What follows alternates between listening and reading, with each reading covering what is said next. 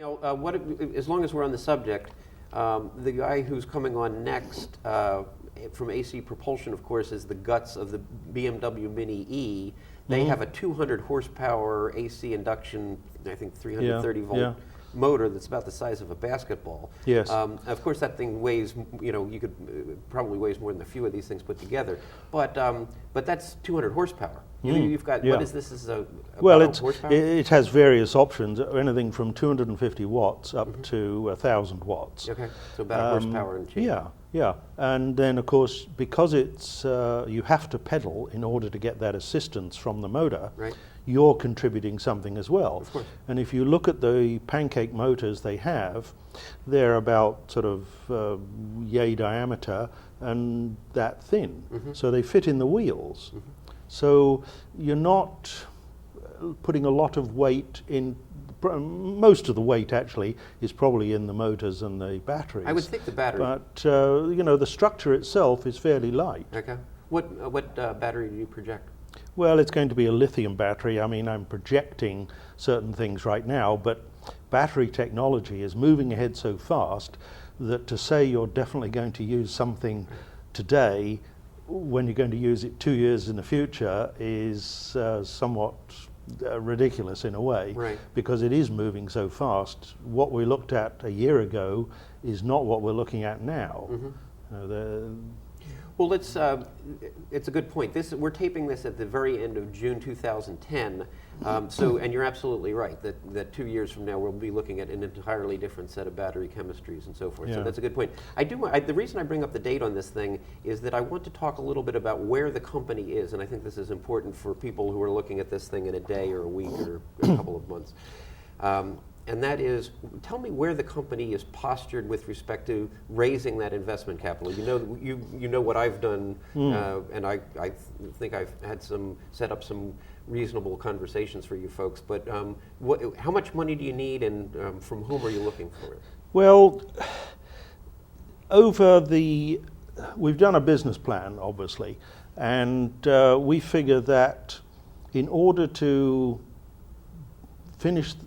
get everything done and the prototype and the production and so on, and get it to the point where we actually are self-sustaining as far as money is concerned, we need $7 million, which from one perspective is quite a bit of money, but if you're looking at Tesla or something like that, which is using hundreds of millions of dollars, it's not very much indeed. The Economist recently just came out with a short snippet on the number of people that have $1 million available to invest in something. And 2.9 million people in the United States have $1 million available to invest. That's great. It's just that right now, they say it is the worst time for investment or to look for investment capital since the 1930s. Well, I'll tell you something else. I mentioned a few minutes ago that there are a couple of things that attract me to EMCycle, and one of them is what I would refer to as your business posture. And Andrea, the president, and I have had numerous conversations about this, and when I'll get her on the phone, she'll go, I just got back from, Europe, just got back from Asia. I go, what exactly are you doing? She goes, well, I'm setting up distribution. You folks, as opposed to startups who may be bemoaning their luck and going, why won't these people from Menlo Park return our calls and so forth, and just kind of sitting around waiting for something to happen and going, gosh, we can't take the next step until we get our money, so et cetera. You people are taking the bull by the horns. You're actually doing something. We've gone out and we're talking to people that would like to distribute it throughout Europe. We're talking to people in China that want to actually build prototypes for us, providing we have the money to pay them. Yes. And we've talked to people throughout the world. The one place I think we haven't probably gone to is India, but maybe that's next. You never know. Good. Well, you're unstoppable, and I approve of that. You're not unlike certain of the other startups I'm in touch with, which refer to a kind of herd mentality of investors. In other words, if one wants to do it, everybody wants to do it, but it's a matter of getting that first one to do it. Yes, and you have yes. you have a different metaphor, I seem to recall. Well, the metaphor I used was nobody wants to be the first penguin off the ice floe, Right. because the first penguin off the ice floe may well get chopped up by a shark. But once the first penguin's jumped, in other words, the first person has put some money into us, everybody will want to jump in, just like the rest of the penguins. Matter of fact, we spoke to one person in China and they said, well, when you've sold 10,000 of these, come and see us. And Right. I'm saying, well, it's too darn late by then. You know. You're not going to be coming to see you No, then. no. Right. All righty.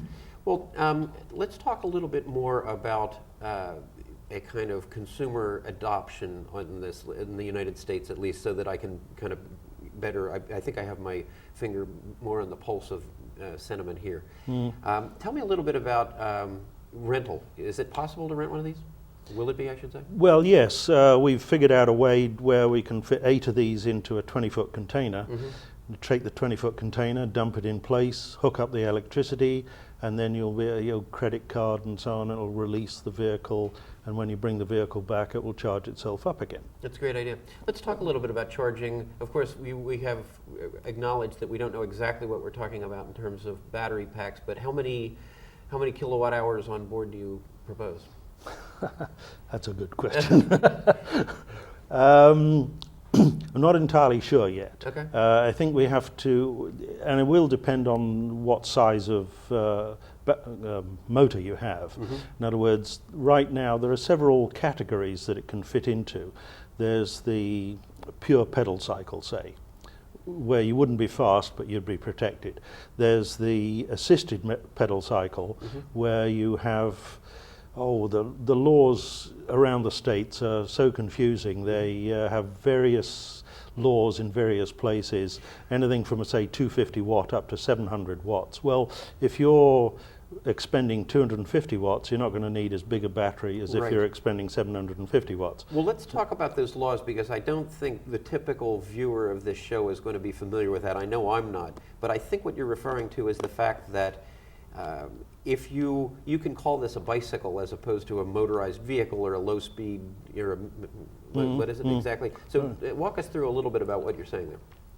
The electric bicycle is allowed to do 20 miles an hour in this country, by and large. The electric moped is allowed to do 30 miles an hour in this country. There is a category called a pedelec in Europe where you have to pedal in order to get the assistance, and that has been classified by the German TÜV as a bicycle, which means that as fast as you can pedal, you can go. So in theory, you could do 35, 40 miles an hour. I'm not sure how acceptable that will be to people. There's always some speed racer that will want to do that, but by and large, the pedelecs that I've seen started to be sold over in this country seem to be adhering to the assisted bicycle speed, which is 20 miles an hour. Though I drove one the other day and it was doing 25 to nearly 30 miles an hour quite happily, so Really? I don't know how they managed to get that past the feds, shall we say. Yeah, that's very interesting.